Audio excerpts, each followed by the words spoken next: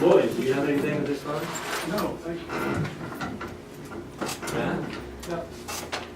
Yeah, just like to echo a lot of people's praise for the work that you guys have been doing up there on the water main project at Montel. It's kind of long, considering everything that they had to deal with as far as weather delays and things like that. They're doing a good job.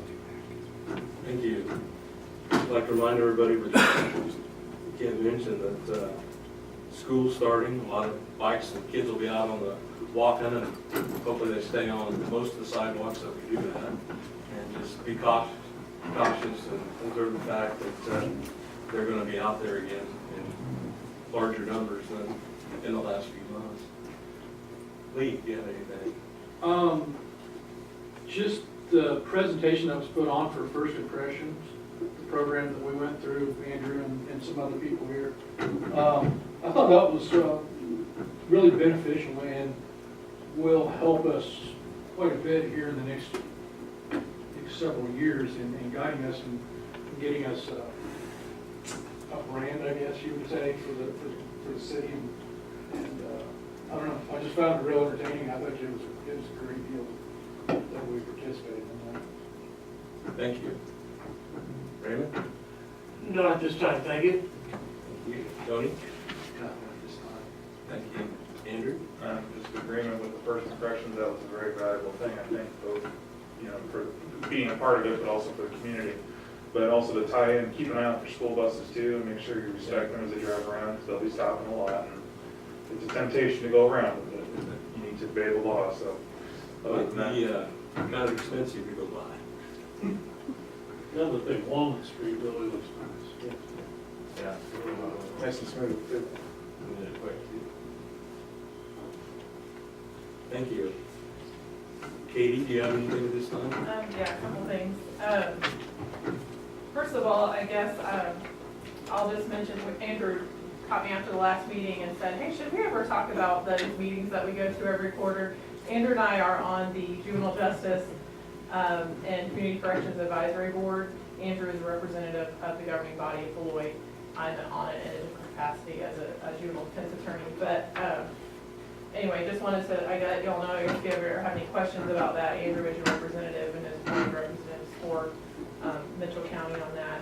And you don't always have the best attendance at the meetings, but he's always there, and it's just like a lot of, lately it's been a lot of budget type stuff that they've been working on and trying to get grant dollars and such. So anyway, just kind of wanted to bring that up. Another meeting that Dave and I attended yesterday, this is also related to the new juvenile justice bill. It was required that the city, the county,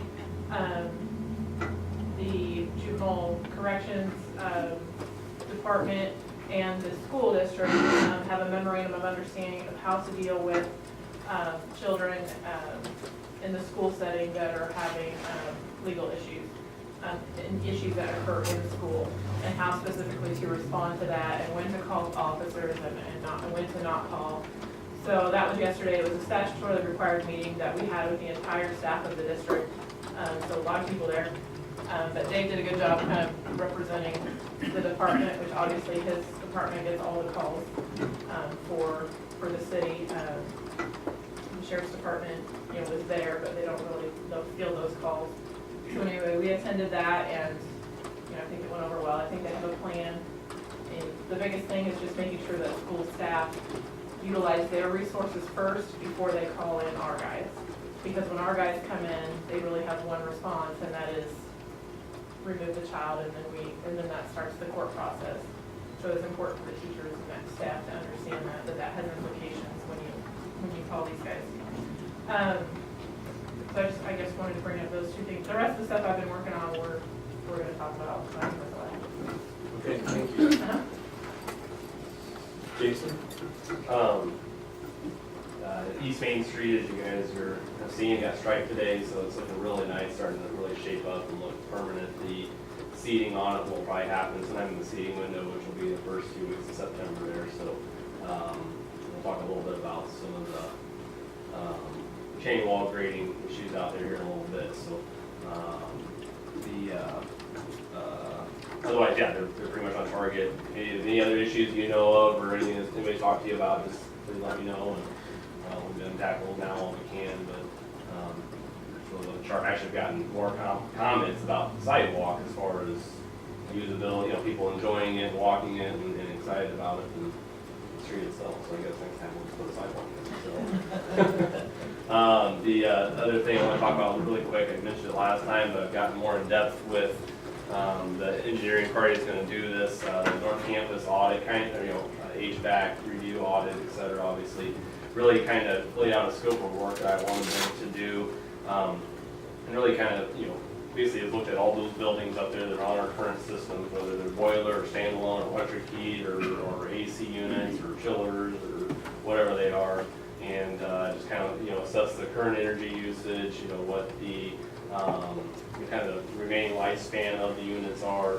and then also then look at what, you know, kind of what solutions for them are and what those, you know, what the energy costs on units. Maybe kind of an option, you know, obviously you can go Cadillac, you know, you can go all sorts of stuff to just more conventional things. So trying to see what the cost benefit is of it and just kind of get it into a nice condensed report for us from somebody that knows what they're looking at and how to boil that down so we can make the move. Primarily, again, the knowledge that, you know, it takes a lot of manpower, a lot of expertise, and a lot of cost to keep that boiler operational. You know, it is a newer machine, but, you know, again, if it's not used to the max, meaning, you know, the administration building online, some of the buildings that the library is off of it now, or some other areas that don't use it, you know, it's being used a fraction, so the efficiency goes way down on it at that point. You know, and then obviously having to get it fixed is really expensive. And probably the biggest concern in my mind is walking around looking at the guts of the system, you know, the piping, going to all the different buildings, it's getting pretty scary down there.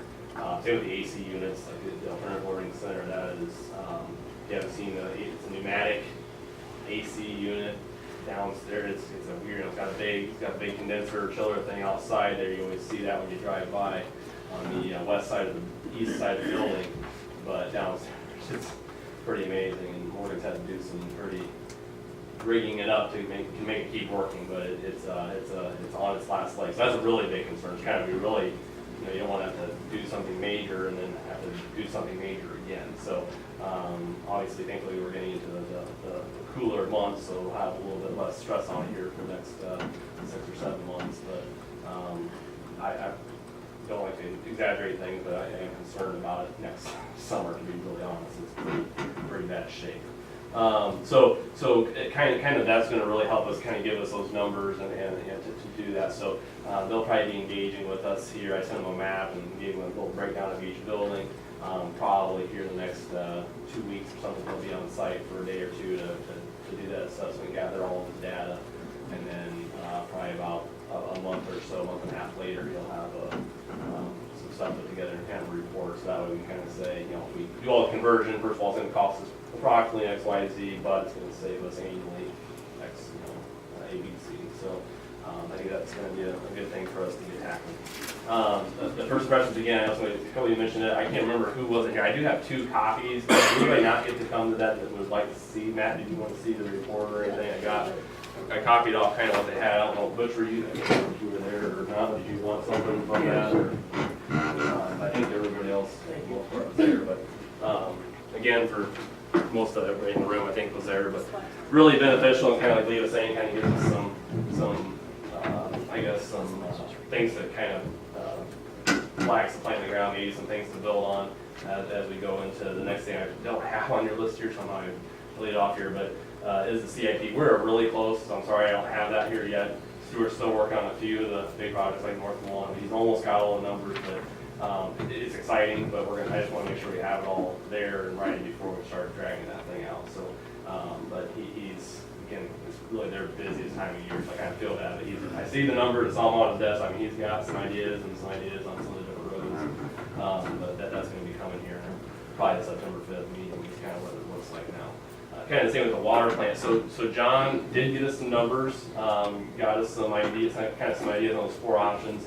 But it's one of those that he got to us on Friday of the previous week, so a little over a week ago, and then he was gone all last week on vacation. So I really wanted to sit down with him, kind of go through it all. We had get some hard questions, some ideas, you know, where's he getting these costs, how is he determining, you know, this or that. And so he did come in today, because he was going to come to the council meeting. I said, I'd rather sit down with, you know, Monday we kind of talked, like, you want me to come? I'm like, well, let's sit down, we need to kind of talk, and Stuart and Mandy, you know, kind of look at stuff. And so we probably had about a 3-hour meeting this morning, really going through things, asking hard questions, you know, trying to make sure that when I come and then he comes September 5th, that we have some real answers. And it's gonna be pretty exciting because Mandy's already done the last 6 or 7 months, some really good work on our current costs and really breaking it down to our hard costs and fixed costs. And her and I were kind of playing around with some different things, which I've kind of sidelined so far, but, you know, whether, you know, our PCAs and our, you know, our water rates and kind of where those really need to be, and et cetera, on the current system. And so we're gonna be able to kind of plug and play kind of some of the numbers that he's got for those 4 different options, and kind of boil it down to what does that look like just for a Joe Blow customer, you know, on his bill. You know, what does that look like for me or for Andrew or Tony or a business or a high user or a low user. And so I think that's gonna be really nice, because that's gonna, you know, obviously we're concerned. I think all 4 options, after talking to John today, I think all 4 options really meet the goal of very clean, very safe, you know, top-notch systems, but they all come with a pretty hefty price tag. And so, you know, now is the question, obviously, what does that look like on the pocketbook of our residents, and what's our appetite for that? Maybe that'll help clarify maybe those 2 options, or something that we really want John to drill down into and get us really firm estimates and really actionable ideas as far as those next steps. So really exciting, but yeah, it's some big numbers. I didn't want to just throw them out here today and not have it really boiled down. So again, if you want to stop by and talk about it, but like I said, we'll have on the September 5th meeting is kind of what we've all decided. We'll crunch numbers and build off those spreadsheets that Mandy's already made, and kind of have some fake water bills that we can just, you know, put in those variables and kind of show, again, just based on these rough numbers, what it's gonna look like. So I think that's gonna be some real heavy meat on the bone type stuff we'll get to talk about at the next meeting. So, again, we'll be going slow to go fast here on that one, but, we're getting there. So that's all I have, Tom, unless anybody has anything else for. And I would like to, yeah, a big thanks to the guys for tackling North Walnut, getting it done in 1 day as opposed to 2. That was huge. Again, it's a short-term fix, but the road is in really poor shape, and so it's gonna, if you've driven it, it's a world of difference on it. And a big thanks to the county for helping us out. They let us use their oil rig and big roller, and of course we bought the product from them as well to lay on there. So it's kind of a coordinated joint effort on that, and I think the result is going to be awesome. Got well, because it just rained. Yeah, exactly. Yeah, exactly. Yeah, it was one of those that unfortunately short notice, because we kind of had to have some windows, and we had a lot of dry weather. We keep having those little rains here and there, and it's really screwed us up. So, but they went hard on Monday and got it knocked out. So that's all. Okay, thank you, Jason. We have no public comment this evening, but we do have a public hearing for the fiscal year 2018 budget hearing. We'll open that up at this time for comments, questions for staff, or from the audience. Any questions for staff? I'd just like to say thank you for all your efforts. Okay, well, if there's no more questions, we'll close our public hearing for the 2018 budget. Thank you. Next item on the agenda this evening is the consent agenda for August 1st and appropriations 8D. So moved. So moved by Councilman Grayvon that we approve the appropriations 8D and the council meetings of August 1st. Have a second? Second. Sorry, ladies. Second by Councilman Turner. Any further discussion? No further discussion. Those in favor signify by saying aye. Aye. Opposed, same. Motion carries. Next item on the agenda this evening is ordinance 2212, the proposed ordinance regulating the possession of marijuana and drug paraphernalia. I just have a few comments on this. Just for a little bit of history lesson on possession of marijuana and drug paraphernalia within the state of Kansas. 3 years ago, possession of marijuana was a Class A misdemeanor, kind of your highest level. Your first time was a Class A misdemeanor, highest level. So the legislature changed that 2 years ago, or 2 sessions ago. First time possession of marijuana became a Class B misdemeanor, so a little bit lower level. And then a second time, instead of being a felony, became a Class A misdemeanor. And then just this past session, possession of drug paraphernalia went from being a Class A to a Class B, because it doesn't really make a lot of sense. In my opinion, this is why they did this, to find a marijuana pipe that was more severe than finding marijuana. So those are on the same level now for first offenses. The reason we're bringing this, we have never prosecuted these, obviously, in municipal court before, and we've never had an ordinance to do so, and it's not in my little book, it's not in the Uniform Public Defense Code that you adopt every year. In talking with Chief and kind of thinking through this, we've decided that this is something that we should do in municipal court. We are one of the few cities our size that doesn't already do this. I actually modeled our ordinance off of